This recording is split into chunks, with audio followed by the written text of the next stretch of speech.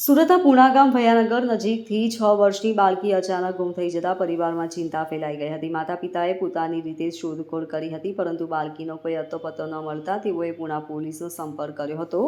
ઘટનાની ગંભીરતા સમજી પુણા પોલીસ તાત્કાલિક હરકતમાં આવી ગઈ હતી.